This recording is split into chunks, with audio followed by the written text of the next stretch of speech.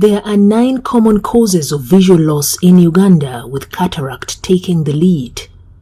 Other causes include refracture error, macular degeneration, retinal detachment, infraorbital masses, diabetic retinopathy, chorioretinitis, glaucoma, and corneal opacity.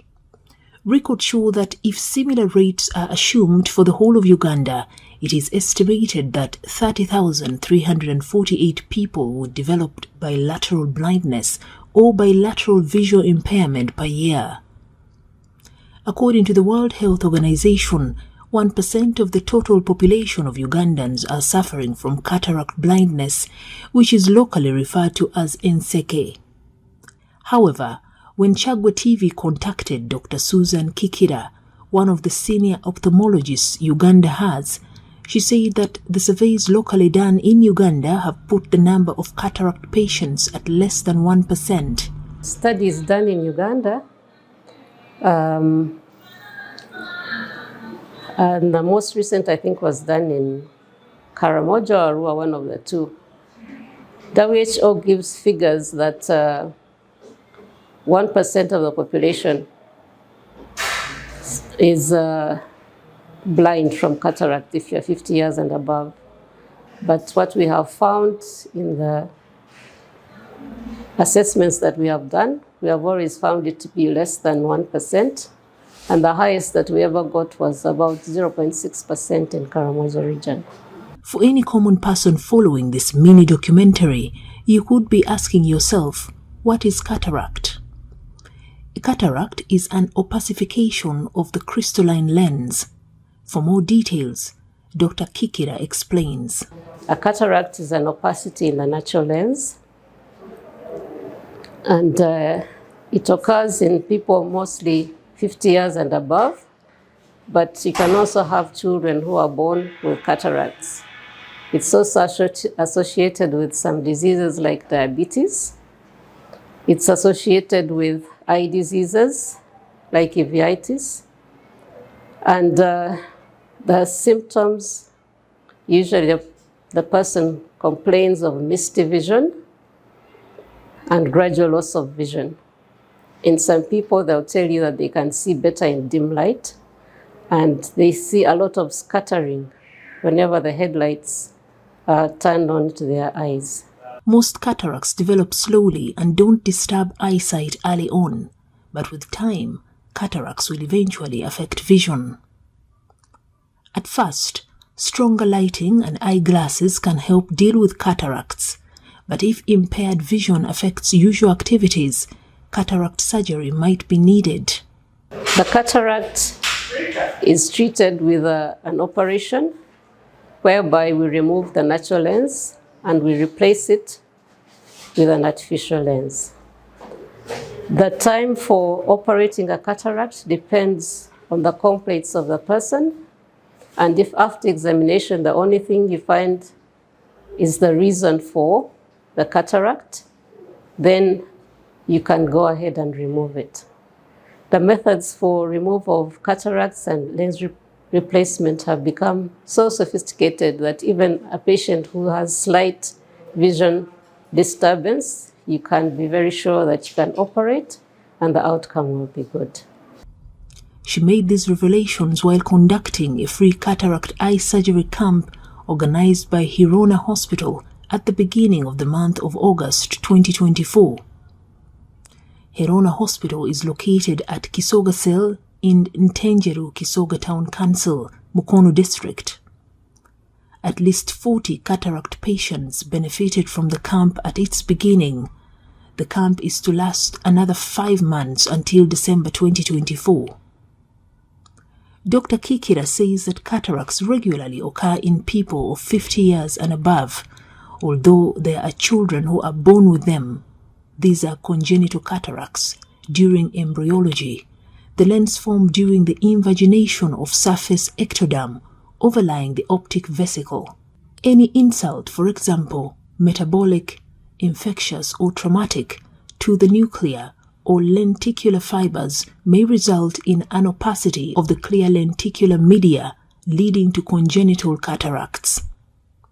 She emphasizes that cataracts are only treated by an operation where the natural eye lens is removed and replaced by an artificial one. Dr. Kikira stresses her patients, whom she operates on, the maintenance of their eyes after the procedure. Usually, we advise patients to be very clean when it comes to facial hygiene, and we advise them to use a face cloth instead of using running water, just in case the water gets into the eye, because there is a wound on the eye and it has to be treated and be kept clean. We also want them to use the treatment as specified by the surgeon, and we advise them to rest because this is an operation like any other. After surgery, you put on an eye pad that is to absorb the secretions from the eye. And then we also put on a shield to protect the eye just in case it becomes itchy at night and you are tempted to rub it. Because the method we use, we do not use any sutures, so it's very easy to disrupt the wound. Within a week, you should be able to go back to your normal routine of work. Before these patients were discharged from the hospital, they were given a number of regulations which they are supposed to follow promptly. So, oyinza okukozesako okusaani glasses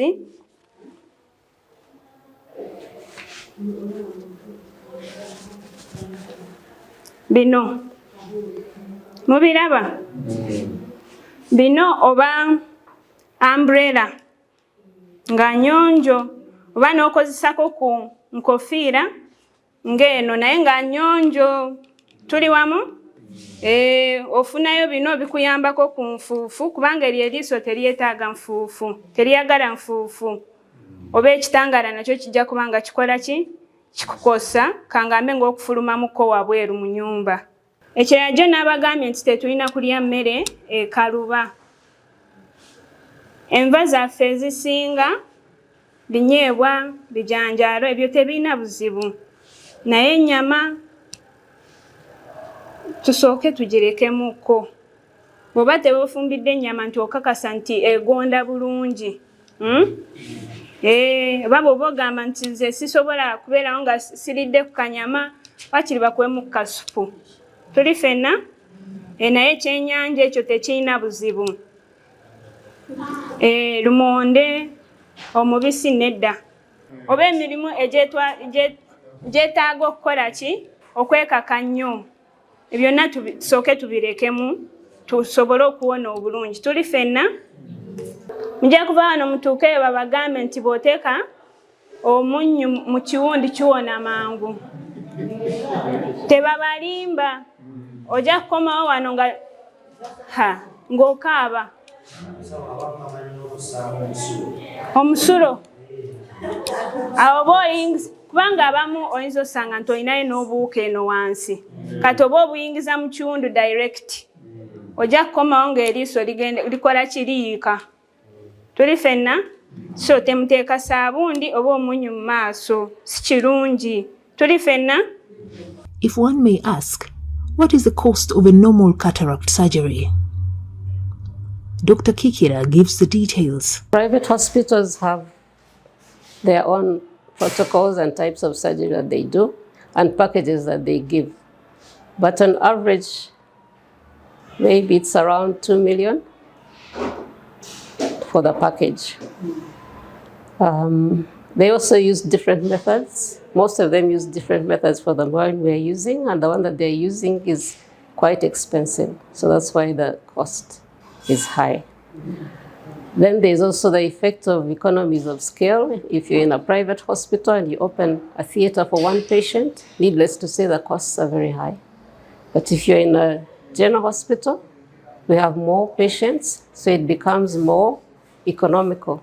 If you're going to operate about 15 patients, the economies of scale level out your cost of surgery maybe to about between 300 and 400 per patient.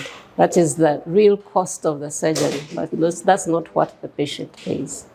Kyaggwe TV caught up with 34-year-old Jaliru Massa, who is among the beneficiaries of the free cataract surgery camp organized by Hirona Hospital, Kisoga. Massa completely lost his eyesight in 2020 as a result of cataract disease. A resident of Sozi village in Mpata sub-county, Mukono district, Massa says the past 4 years have been so unproductive just because he lacked the sense of sight.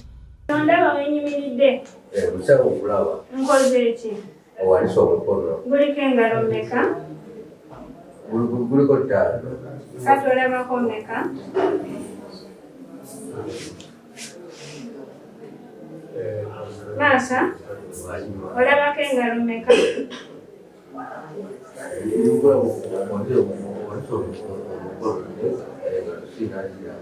Tonaziraba?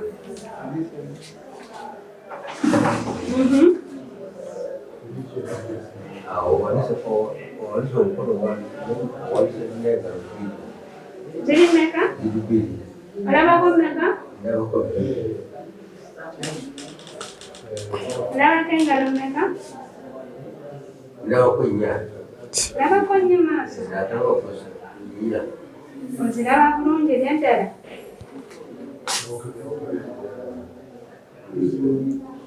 Tunula anti ku ngalo ziri mmeka? Ziri ssatu.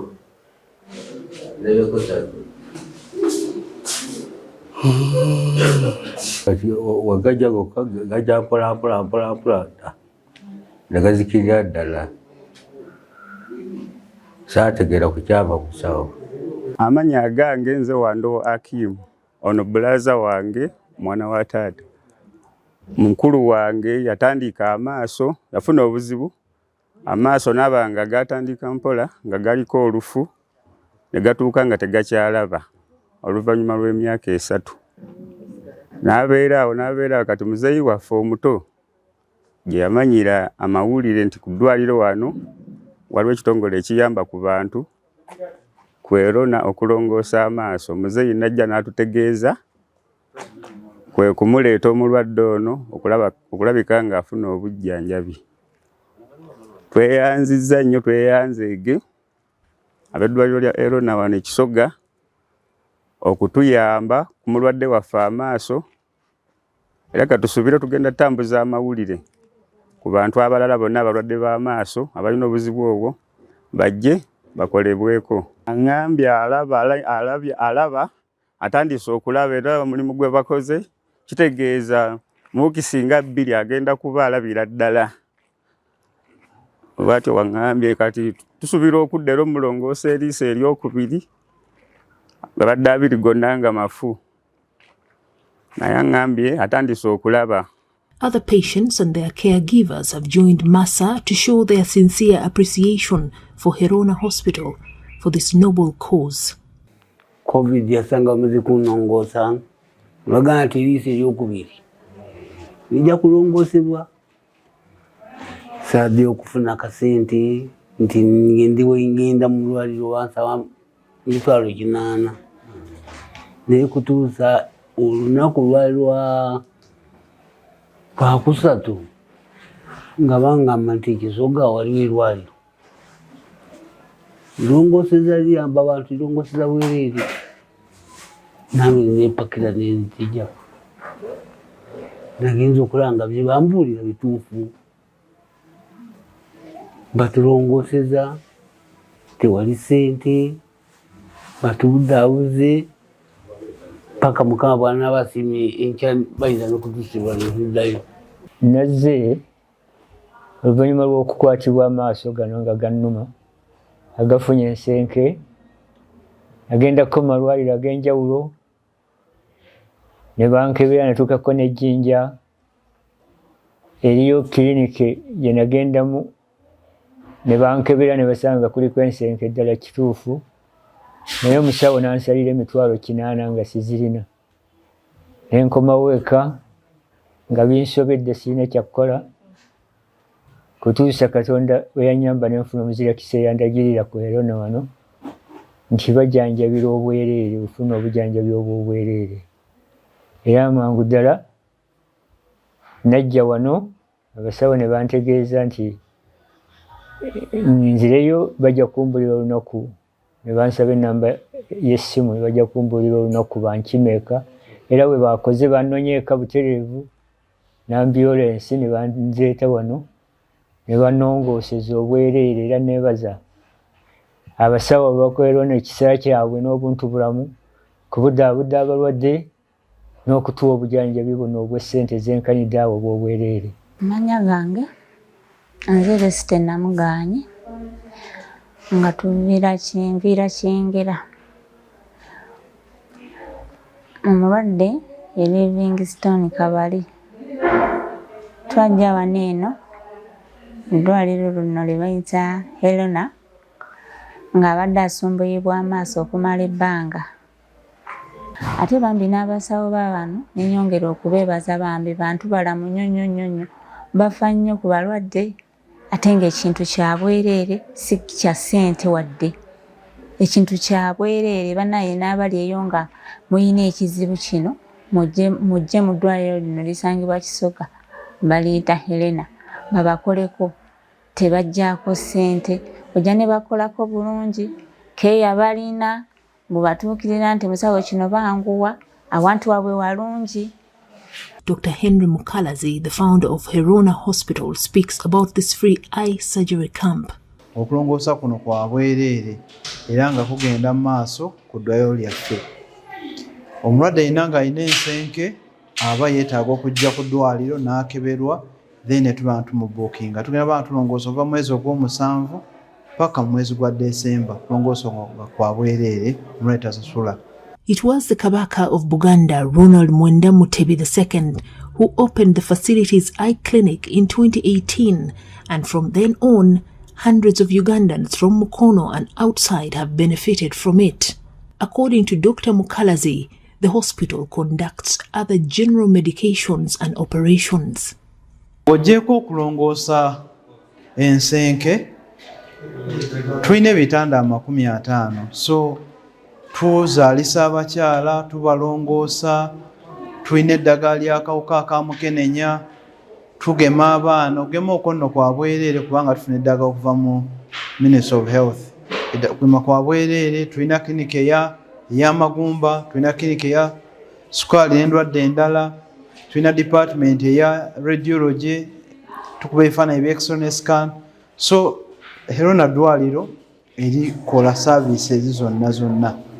Oli muzadde ng'okyalemereddwa ku ssomero ki mw'oyinza otwala omwana wo omwaka guno? Nsonga ki ekyakulemesezza? School fees bakusabye nnyingi? Olugendo lunene ng'ebyentambula bikyakalubye? Nandi ky'onoonya essomero erinaalabirira obulungi omwana wo? Okuviira ddala ku by'okusoma mu kibiina, okuzannya n'okutumbula ebitone, ekyokuddamu si kirala. Ly'essomero lya Prudence Junior School, Empoma Mukono, lisangibwa ku luguudo oluva e Mukono okudda e Kayunga, nga wakayitako mu katawuni k'Ekisowera opposite n'Empoma Girls School. Prudence Junior School liri mu kifo kigazi bulungi era ekisirifu, ate nga lirina abasomesa abakugu ddala, ebyokwerinda ku ssomero biri gguluggulu, ebyentambula babikolako anti emmotoka ezitambuza abaana weeziri. Essomero lya ddene boarding nga mu kaseera kano okuwandiisa abayizi kugenda mu maaso awo ku ssomero. Liwandiisa abayizi okuva ku daycare, nursery paka ku P7. Ebisale birungi ddala ng'abaana abava ewaka basasula emitwalo 3 gokka, ng'ate bo ab'ekisulo basasula emitwalo 6 gyokka. Abaana balya bulungi ne bakeera ku ssomero nga basanyufu. Bw'ayagala okuwandiisa omwana n'okumanya ebisingawo, kuba ku noti 7 noti 1 29 92 38 oba noti 773 noti 62 21. Prudence Junior School, tuwa omwana wo tumusomese, togenda kwejjusa. Our dear parents, thank you for paying us school fees, and we still need your support because education is the key. May God bless you